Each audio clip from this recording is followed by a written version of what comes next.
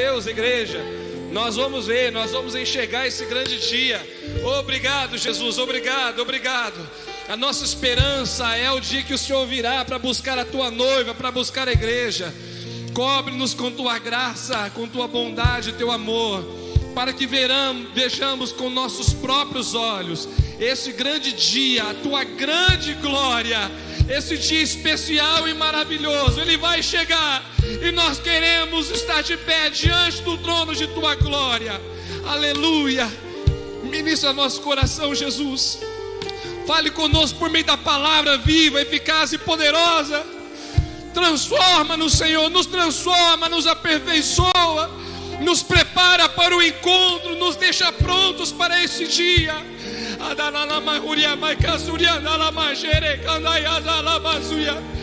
Queremos estar prontos para esse dia, Jesus. Deixa a gente prontinho para te ver, para estar sempre com o Senhor. Aleluia. Glória, glória nas alturas. Louvado seja o nosso Deus. Amém, amém. Bom dia a todos, graça e paz de Jesus. Fiquem à vontade, tome o seu assento. Aleluia. Gosto muito desse louvor. Bonito, né? Acho que ele é em tom menor, Wilson. É o começo, então dá esse destaque diferente, né, na melodia. Muito bonito. E sobretudo a mensagem, né? Essa expectativa do encontro com o Senhor, esperar esse momento, é uma das mensagens que mexe muito com o meu coração em particular. Queridos, vamos falar da palavra de Deus outra vez. E nós temos como tema aí sementes ao vento. Abra sua Bíblia em Atos capítulo 8. Queremos fazer exposição com os olhos em Atos capítulo 8, versículo 4. Atos 8, versículo 4. Assim diz a Escritura: entre mentes os que foram dispersos iam por toda parte pregando a palavra. Amém. Uma outra versão bíblica diz assim: forçados a deixar seus lares, os seguidores de Jesus se tornaram missionários. Onde quer que se refugiassem, começavam a pregar a mensagem. Queridos, a Escritura, ela é farta de passagens que nos ordena a pregar o Evangelho, que nos ordena a tornar as boas novas conhecidas. E essa é claramente uma tarefa de todo cristão. É uma tarefa para todos nós. No livro A Treliça e a Videira, Colin Marshall e Tom Paine disseram assim: o cristão não tem o cristão que não tem um coração missionário é uma anomalia. Um cristão que não tem um coração com paixão pelo testemunho do Evangelho, que arde, que deseja ver pessoas se convertendo a Cristo, é uma anomalia. Não está certo, não é normal isso. É isso que eles estão querendo dizer. O apóstolo Paulo disse que era sua obrigação pregar o Evangelho. Não era um hobby, não é uma atividade passageira, é um dever. Fazer discípulos é um dos mandamentos mais importantes da igreja, para a igreja.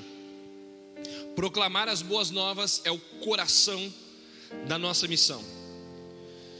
Então, como é que nós podemos cooperar com o que Deus está fazendo no mundo? Deus está salvando pessoas, esse é o coração de Deus. O coração de Deus é um coração missionário.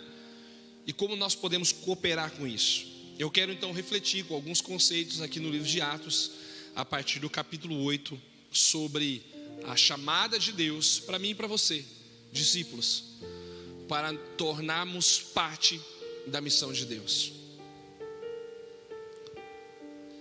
A Bíblia vai mostrando para nós no capítulo 6 do livro de Atos, quando os apóstolos têm um problema interno na igreja, de distribuição das cestas básicas, do atendimento com as viúvas e os órfãos.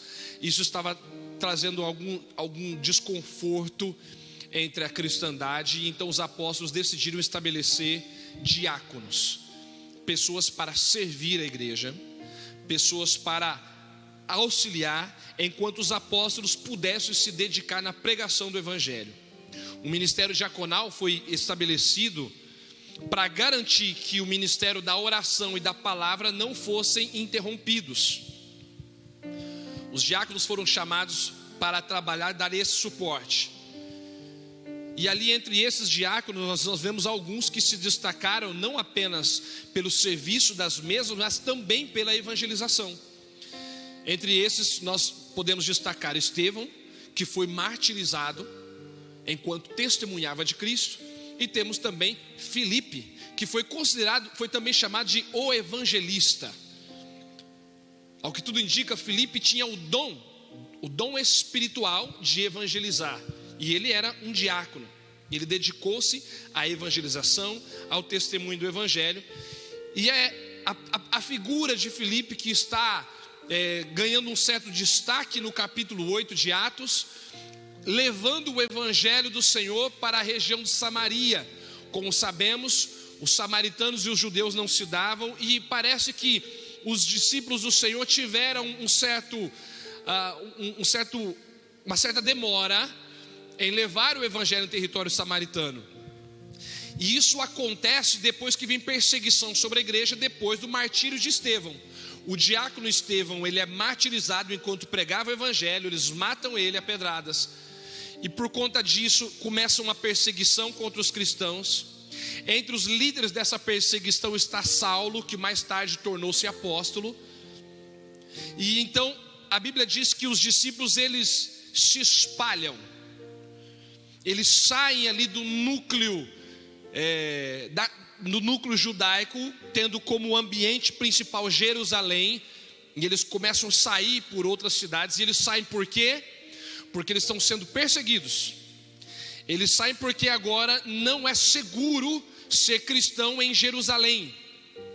Não é seguro ser um discípulo na Judéia. Então eles saem dali. E aí o texto, versículo 4 que li, diz que os foram dispersos, pregavam a palavra por onde quer que fossem. Me chama a atenção a palavra usada para dispersão aqui no texto. A palavra grega é diaspeiro e significa espalhados como sementes. Os cristãos então foram dispersos, isto é, eles foram espalhados como sementes. Matthew Henry, comentando esse texto, diz que eles não se juntaram em grupos, embora este procedimento pudesse lhes proporcionar força.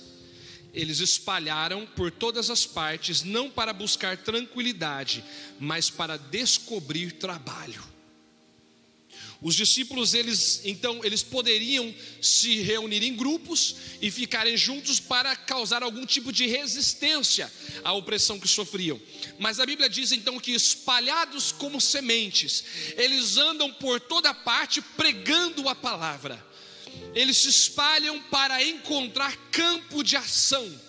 Eles se espalham para encontrar mais oportunidades para fazer ou continuar fazendo aquilo para o qual foram chamados a fazer. Veja que os discípulos, eles não esperaram por missionários, eles eram missionários. Eventualmente, algumas pessoas de outras localidades me abordam e dizem assim: pastor, tem que mandar um missionário para cá. E esse tipo de abordagem em alguma medida me inquieta. É natural que as pessoas queiram ter trabalhadores da obra que tenham tempo integral para dedicar, para pastorear, para liderar a igreja. Isso é bom. O que me incomoda é que nem sempre as pessoas se percebem como eles mesmos missionários lá onde estão. Parece que a obra de Deus depende de que um missionário de um outro lugar venha. E nem sempre as pessoas têm a percepção clara de que cada um de nós somos um missionário lá onde estamos, no lugar onde estamos plantados. Então eu aprendo aqui com esses discípulos. A primeira lição que eu trago para os irmãos é que nós devemos, na nossa missão, de cooperar com a missão de Deus no mundo, nós devemos transformar as circunstâncias em oportunidades. Se as circunstâncias eram de opressão, se eles agora enfrentavam perseguição, se eles não eram bem-vindos e onde viviam não era mais seguro para continuarem pregando o evangelho, eles não transformam isso num problema. Isso não é uma coisa ruim, ou ainda que seja uma coisa ruim, eles transformam isso numa coisa boa. Eles fazem com que o evangelho comece a atingir outros lugares. Eles não abandonam Jerusalém, os apóstolos permanecem ali, mas agora outros discípulos estão se espalhando por outras regiões para levar as boas novas. Transformar circunstâncias em oportunidades. Às vezes a gente olha para algumas circunstâncias difíceis, algumas barreiras se colocam diante de nós e parecem ser intransponíveis, e nós devemos então olhar para essas barreiras e pensar como elas podem ser uma oportunidade para que o evangelho do Senhor seja levado adiante. Como podemos encontrar oportunidades? Tanto as circunstâncias boas quanto as ruins devem ser aproveitadas. E foi isso que eles fizeram. Estavam vivendo uma circunstância ruim, porque eles estavam perdendo a liberdade, a tranquilidade para servir ao Senhor, para falar de Cristo. Então eles se espalham e encontram oportunidade para testemunhar de Jesus em outros lugares.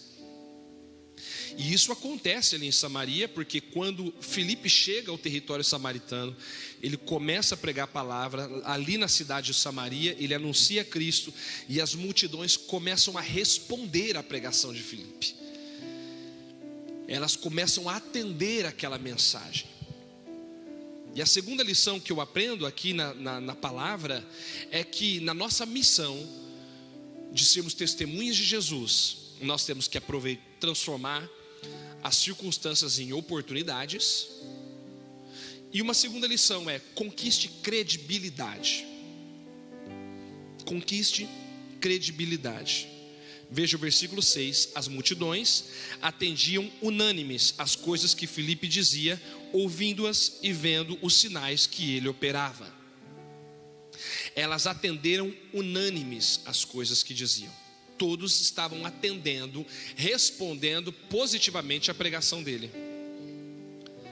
Na nova versão transformadora, nós temos a expressão: eles deram total atenção às suas palavras. E ainda na versão A Mensagem diz assim: eles se apegaram a cada palavra. Percebam que diante do testemunho de Filipe, as multidões responderam, ouviram a cada palavra, se apegaram a cada palavra dele. O testemunho de Filipe tinha credibilidade. Ele conquistou o direito de ser ouvido por aquelas pessoas. Elas perceberam que valia a pena prestar atenção no que aquele homem dizia. Isso chama-se credibilidade. Amados, nós não somos portadores de fake news. Não. Veja o que, por exemplo, o apóstolo Paulo diz para nós em 2 Coríntios capítulo 2. Na segunda carta de Paulo aos Coríntios, no capítulo 2 e o versículo 17.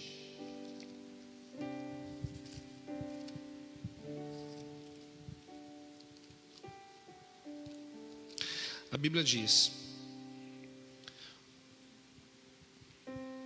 portanto, porque nós não estamos como tantos outros, mercadejando a palavra de Deus. Antes, em Cristo é que falamos, na presença de Deus, com sinceridade e da parte do próprio Deus. Perceba que Paulo está dizendo: olha, nós não fazemos como outras pessoas fazem. Nós não somos mercadores da palavra. E isso já existia nos dias de Paulo, como existe também em nossos dias. Pessoas que falsificam a palavra. A palavra mercadejando aqui, a palavra que ele usa, nós não somos como tantos outros que estão mercadejando, isto é, transformando a palavra num produto de mercado. Ela também poderia ser traduzida como: nós não falsificamos, não adulteramos, não mascateamos. À época de Paulo, os mascates, os vendedores ambulantes, eles tinham o hábito de adulterar as suas mercadorias para aumentar os seus lucros. É o que muita gente ainda faz hoje. Muita gente adultera os seus produtos para aumentar o seu lucro. E naquela época já havia gente que fazia esse tipo de coisa. E Paulo está dizendo: nós não somos como aqueles que adulteram a sua mercadoria para aumentar o lucro. Nós falamos com sinceridade, com verdade da parte do próprio Deus. Portanto, nós cristãos, nós discípulos de Jesus, precisamos ter dignidade, segurança, assegurar-nos de nossas fontes e de nossos pressupostos. No exercício da nossa missão, nós temos que garantir que aquilo que dizemos é verdade. Talvez neste tempo seja ainda mais urgente o cuidado de cada cristão de ser um semeador da verdade. E por quê? Porque talvez nunca se falou tanto, nunca foi tão fácil disseminar falsas notícias como hoje em dia. As falsas notícias, elas circulam com muita facilidade, sobretudo por meio das redes sociais. E nem sempre as pessoas têm o tato para discernir que aquilo é uma notícia mentirosa. Nem sempre as pessoas têm discernimento para perceber que aquele vídeo, aquele áudio, aquela mensagem possui conteúdo enganoso, mentiroso. E nós cristãos precisamos ser extremamente criteriosos para não sermos tomados, não sermos vistos como pessoas suspeitas, como suspeição, porque somos ministros do Evangelho, e o Evangelho é uma tremenda, é a maior de todas as verdades, e nós não podemos perder crédito sendo vistos como aqueles que semeiam mentiras, como aqueles que flertam com o engano, com a falsidade. Nós não somos daqueles que adulteram a mensagem para obter um resultado pessoal, um ganho pessoal. Eu encorajo você então a, na medida das suas possibilidades, examinar toda a mensagem que chega em suas mãos, antes de fazê-la circular adiante para outras pessoas, seja de qualquer assunto for. Porque nós cristãos precisamos ter credibilidade no testemunho da palavra, naquilo que a gente diz, na maneira como nós nos comportamos, na maneira como nós lidamos com os nossos negócios, nossas coisas próprias, ao ponto de que quando falarmos de Cristo, as pessoas nos respeitem e considerem quem está dizendo, considere a nossa idoneidade, a nossa seriedade, a nossa sinceridade. Infelizmente, e eu devo dizer infelizmente, porque eu sou um pastor, e a classe pastoral no Brasil e talvez em muitas outras partes do mundo está em descrédito, não está? Vocês sabem que sim. Porque muitos pastores ganham projeção e destaque no mundo, na mídia, e eles ganham destaque muitas vezes por um comportamento reprovável, vergonhoso, por serem claramente reconhecidos como lobos do rebanho de Deus. Na quarta-feira, enquanto fazíamos o nosso treinamento aqui das células, eu contei para o pessoal aqui um episódio que eu vivi quando eu estava no seminário.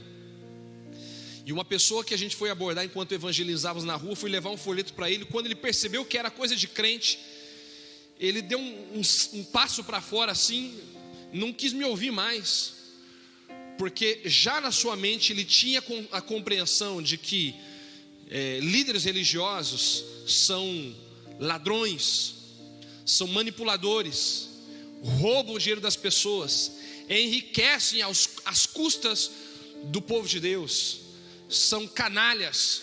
E infelizmente, a respeito de muitas das pessoas, aquele homem estava falando a verdade. Infelizmente, muitos hoje são mercadores da palavra, e isso gera no conceito das pessoas uma generalização, causa uma generalização. Muita gente começa a tomar como geral, isso como um representante de toda a classe. Portanto, a vida do cristão, o testemunho do cristão, a fala do cristão deve ser exemplar, deve ser digna. Como os nossos vizinhos nos veem?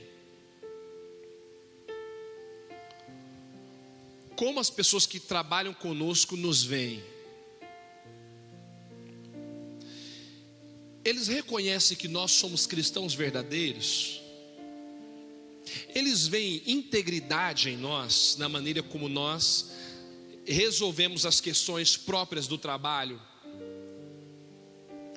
Ou eles se sentem à vontade para nos propor esquemas? Será que as pessoas se sentem à vontade, os nossos colegas de trabalho se sentem à vontade para compartilhar com a gente, enviar para a gente vídeo de sacanagem, mensagem de safadeza? Será que eles nos reconhecem como discípulos do Senhor mesmo?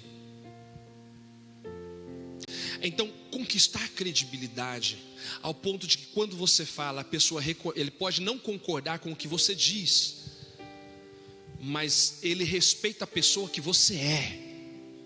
Esse é um grande testemunho. E Filipe chega naquele lugar e ele conquista a credibilidade. As pessoas ouvem a cada palavra, porque vem nele provavelmente dignidade, seriedade, honestidade. Uma quarta lição eu quero compartilhar com vocês: tenha disponibilidade. Se nós cristãos somos chamados à proclamação das boas novas, se é uma tarefa minha e sua ser testemunha de Jesus Cristo, eu preciso então ver as circunstâncias e transformar em oportunidades. Eu preciso conquistar credibilidade com as pessoas que convivem comigo, e eu preciso estar disponível.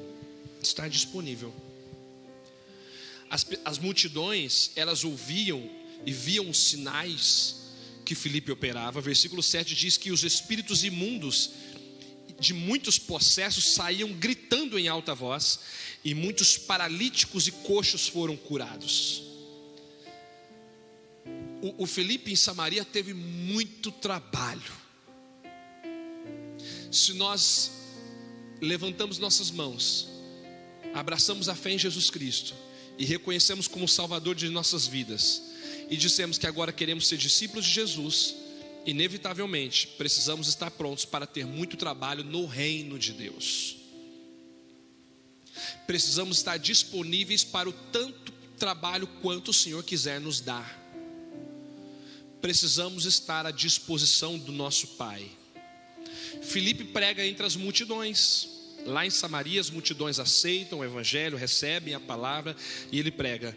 Mas aí a Bíblia diz que o anjo do Senhor, no meio da gente se convertendo, entre os convertidos de Samaria, converteu um tal de Simão, que era um cara assim, que tinha influência na sociedade, era um mágico, uma pessoa influente lá. Ele se converteu também, estava bom demais. Chamou a atenção dos apóstolos em Jerusalém, porque o pessoal começou a se converter. Os apóstolos enviaram Pedro e João para orar para as pessoas, para eles receberem o batismo no Espírito Santo. Então veja, a igreja estava crescendo, os apóstolos veio, os dois enviados da diretoria geral foi lá para Samaria, oravam, o pessoal começou a receber o batismo no Espírito Santo, o poder de Deus veio sobre homens e mulheres. Que maravilha. Então o anjo do Senhor fala com Filipe, e o anjo fala assim: dispõe-te, versículo 26, dispõe-te, vai para o lado do sul, no caminho que desce de Jerusalém a Gaza, este se acha deserto. Ele se levantou e foi. um anjo de Deus fala com Filipe e manda ele sair do meio da multidão para um lugar deserto. Saia da multidão e vá para um lugar deserto. Pode ter parecido estranho para ele, mas aqui está tão tremendo o que Deus está fazendo aqui. Eu vou sair daqui para o lugar deserto. Foi o que o anjo do Senhor disse a ele, e ele não teve dúvidas sobre essa tarefa e foi. Então veja, nós precisamos estar disponíveis para o Senhor, para servir no meio da multidão e para servir no lugar deserto. Deus quer que a gente esteja preparado para Ele, para fazer a obra de Deus quando a igreja está animada, quando está bom o negócio, bastante gente vindo na igreja, o povo está animado e fazendo programação e evento, e tem reuniões nas casas e tem confraternização. A gente tem que estar pronto para isso, mas temos que estar pronto para o momento em que estaremos sozinhos no deserto, e talvez ali Deus tenha planos para nós. E o Filipe foi. Quando ele chega no deserto, está passando ali um oficial etíope, um eunuco. Ele está passando na carruagem e o Senhor fala com ele, o Espírito fala com ele, para ele se aproximar do carro e acompanhar.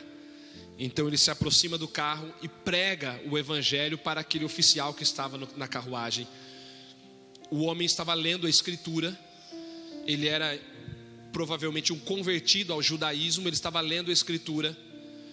E aí ele, lendo a passagem do profeta Isaías, capítulo 53, foi levado como ovelha muda perante seus tosqueadores, não abriu a boca. Então o Filipe pergunta: você entende o que está lendo? Ele responde: como eu vou entender se ninguém me explicar? Filipe prega o evangelho, aquele homem aceita as boas novas. Eles param o carro, tem água ali, o homem é batizado, Filipe é arrebatado pelo Espírito de Deus e o eunuco segue o seu caminho. Glória a Deus. A tradição cristã etíope considera aquele eunuco o primeiro evangelista daquele país. O primeiro evangelista. Um único convertido pode fazer muito pelo reino de Deus. Por isso é importante estarmos disponíveis para as multidões e para uma pessoa lá no meio do deserto. E é muito interessante quando a gente tem que pregar ou está envolvido com um monte de gente, está todo mundo ali animado. Mas às vezes Deus vai querer que você testemunhe para uma pessoa no deserto. E talvez aquela única pessoa será uma testemunha para uma nação inteira.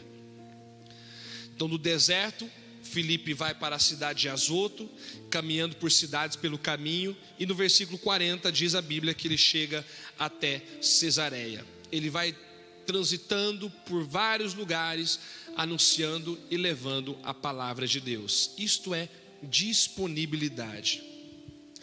Em quinto lugar, eu aprendo com a passagem bíblica que nós precisamos, para sermos testemunhas de Jesus, ampliar as nossas perspectivas. Então Filipe fixa a residência em Cesareia. E quando a gente olha para a escritura mais à frente, a gente percebe que a casa de Filipe, a gente vê isso no capítulo 21 de Atos, a casa de Filipe torna-se um centro de apoio missionário. E a casa de Filipe passa a receber pregadores do evangelho lá em Cesareia. Veja capítulo 21, versículo 8. No dia seguinte partimos e fomos para Cesareia. Quem está dizendo aqui é Lucas, está narrando, acompanhando Paulo na viagem missionária. Partimos e fomos para Cesareia. E entrando na casa de Filipe, o evangelista, que era um dos 7, ficamos com ele. Tinha este 4 filhas donzelas que profetizavam. Demorando-nos ali alguns dias, desceu da Judeia um profeta chamado Ágabo. Veja, os discípulos Silas, Paulo e aquela comitiva missionária está passando por Cesareia. E passando por Cesareia, eles se hospedam na casa de Filipe, o evangelista. Não sabemos antes, mas parece que pelo menos agora Filipe já está, se era antes não sabemos, mas agora ele é casado e ele tem filhas e elas são profetisas.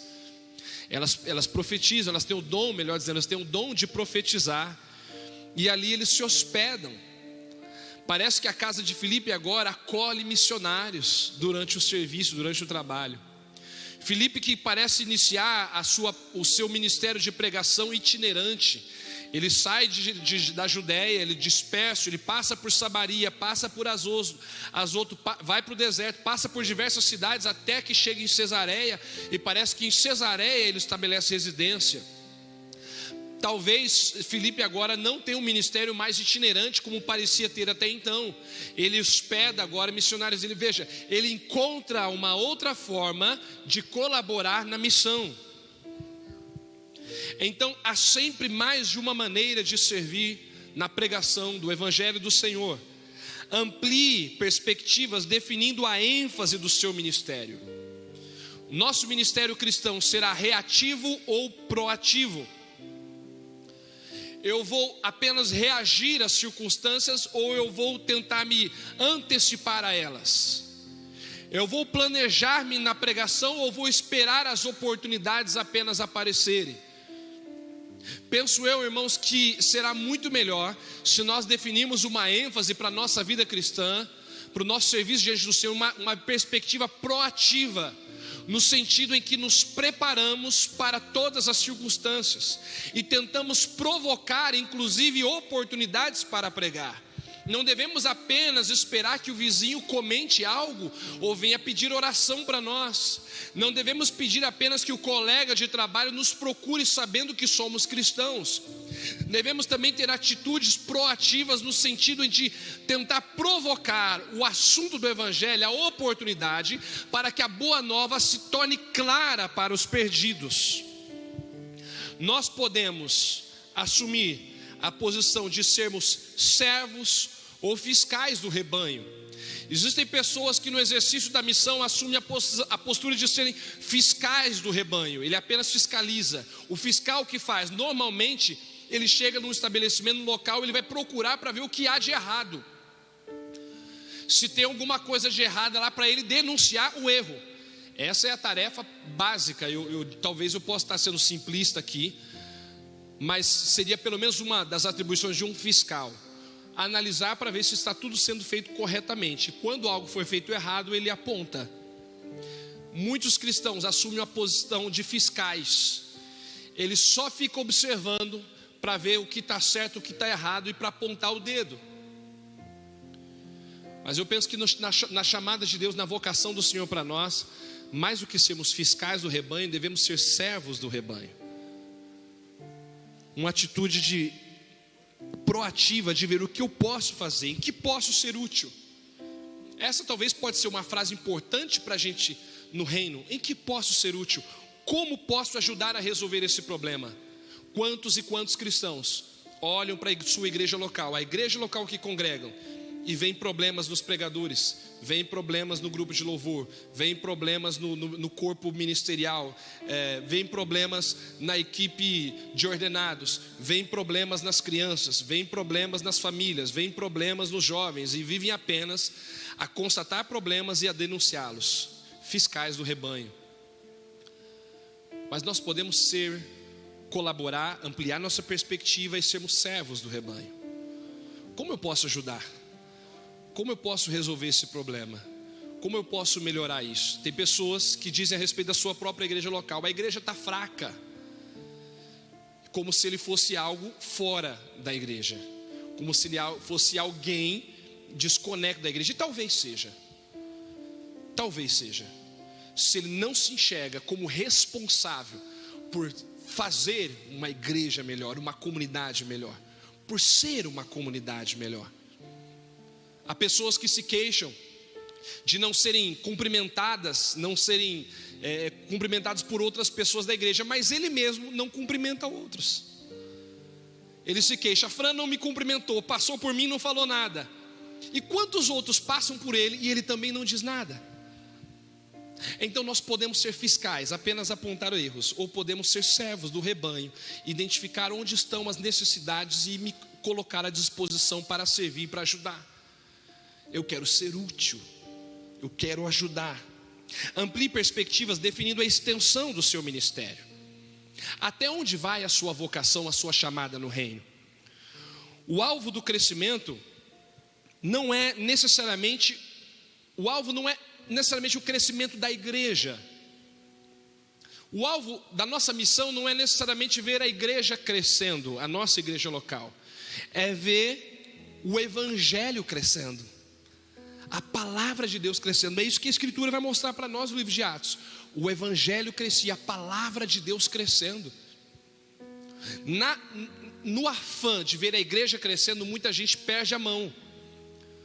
Muitas pessoas passam dos limites, propõem, por exemplo, campanhas, ensinos e comportamentos, atitudes que não convêm aos santos, que não dignificam o evangelho, que não concordam, estão de acordo com os princípios de Jesus Cristo. Muitas igrejas cristãs perdem a mão na tentativa de fazer crescer a comunidade a todo custo. A nossa tarefa principal não é fazer a nossa igreja local crescer, é fazer o evangelho crescer. E com o crescimento do evangelho, o que nós esperamos é que, como consequência, a igreja cresça, que a palavra avance, que as boas novas alcancem, sejam levadas, sejam anunciadas. O Novo Testamento fala disso com muita frequência, do crescimento do evangelho, do crescimento da palavra, não apenas em termos de função, tarefa, mas de expandir o reino. Podemos também, então, irmãos, ampliar nossas perspectivas pensando no nosso ministério cristão, não apenas nas nossas responsabilidades de estar na reunião, de promover eventos na igreja local, mas de eu ser um instrumento para que o evangelho, a boa nova, alcance outros lugares, outras pessoas em várias partes do mundo, a partir de Londrina. Podemos então refocalizar o nosso ministério em pessoas mais do que em estruturas. Talvez um grande problema de boa parte da cristandade hoje é focalizar mais nas estruturas do que nas pessoas. Nós não devemos nos preocupar tanto em manter as estruturas como quanto manter pessoas fiéis a Cristo. Que tal se nós olharmos mais para as pessoas do que para as estruturas? Não é tão importante o local onde a igreja está, como as pessoas que estão lá. Não é tão importante o cargo que eu ocupo, quanto as pessoas a quem eu sirvo. Não é tão importante a estrutura, como as pessoas que são alvo do nosso testemunho e da nossa pregação.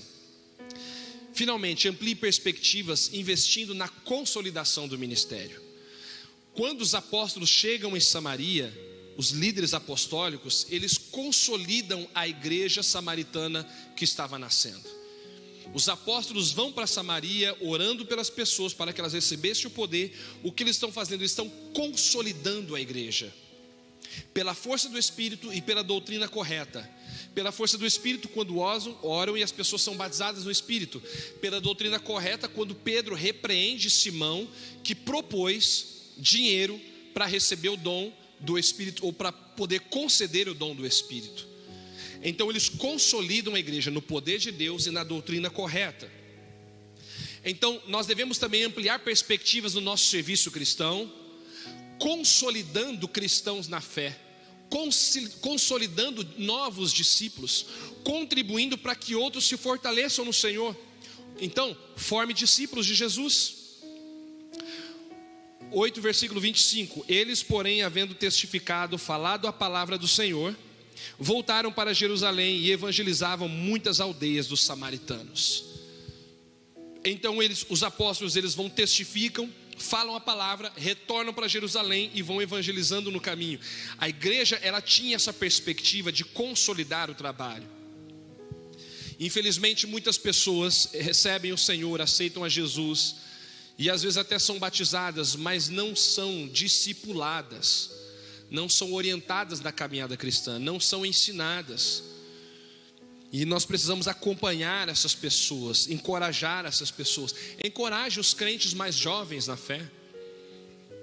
Não pense que por ele ter sido batizado está tudo certo agora. Batizou, está tudo resolvido. Não. O batismo é um aspecto, e eu diria inicial, da caminhada cristã. O batismo não é o final, o batismo é um ponto inicial, em que ele testemunha publicamente a fé que abraçou. Então o discipulado, ele prossegue. E eu e você precisamos ampliar as perspectivas, nos sentimos responsáveis por contribuirmos na consolidação dos novos crentes. Não é só tarefa do pastor, não é só tarefa de um líder, é de cada cristão maduro na fé tornar-se participante do processo de consolidação dos crentes jovens. Não só os novos na fé, como os jovens em idade. Nós temos na igreja muitos que são jovens ainda em idade, ainda não têm a maturidade no seu, digamos assim, no seu ponto auge da vida dela. Pessoas que precisam ter experiências e aprender com a vida. Precisamos ser pacientes, amáveis, tolerantes com essas pessoas, apoiá-las, ajudá-las, orar por elas, caminhar com elas, para que elas possam se solidificar na fé. Meus amados irmãos, então as religiões antigas do passado, elas foram espalhadas por mercadores, por viajantes, mais do que por indivíduos proeminentes. Normalmente as religiões, elas espalhavam por meio de pessoas comuns. Por meio de pessoas comuns. E o reino de Deus também espalhou-se assim. O reino de Deus ganhou muito com o apoio firme e dedicado dos cristãos da igreja. Não só com os apóstolos, não foi só Paulo. Teve muitos cristãos comuns. Eu digo comum no sentido de que não eram ordenados, que não conhecemos os seus nomes, não eram pessoas afamadas, mas eram discípulos fiéis de Jesus Cristo, e que espalhando-se por várias partes, além das suas próprias cidades, iam semeando as boas novas do reino. A missão necessita do trabalho dessas pessoas, a missão precisa de você, e eu e você precisamos encarnar a missão de Deus no mundo. Nós podemos servir bem, transformando as circunstâncias em oportunidades. O que parece ser uma perseguição pode ser uma oportunidade para testemunhar de Jesus. As nossas palavras, as nossas ações precisam conquistar credibilidade. Viva de tal modo que você seja uma pessoa respeitada e honrada por seus vizinhos, seus amigos. E que você esteja disponível para ampliar perspectivas. E a palavra de Deus certamente prevalecerá. Para finalizar, eu quero contar para vocês a história de Hudson Taylor. Em 1857, Hudson Taylor foi um dos grandes missionários, um dos grandes nomes das missões cristãs. E ele começou seu ministério em Ningpo, na China. E ali ele levou a Cristo um homem chamado Senhor Ni. E esse homem encheu-se de alegria e quis compartilhar de Jesus para outras pessoas. Certo dia o Senhor Ni então perguntou ao missionário Hudson Taylor, e perguntou a ele: há quanto tempo a Inglaterra, que era o país de origem do missionário, há quanto tempo a Inglaterra sabia dessas boas novas? Taylor então teve que reconhecer que a Inglaterra já conhecia o evangelho há séculos. Então o Senhor Ni respondeu: meu pai morreu buscando a verdade, por que vocês não vieram antes? Que ninguém busque a verdade sem poder encontrá-la. E que Deus nos ajude a cumprirmos a tarefa nobre de propagar o evangelho. Que ninguém precise clamar: por que você não veio antes? Por que vocês não vieram antes? Vamos orar. Vamos ficar em pé.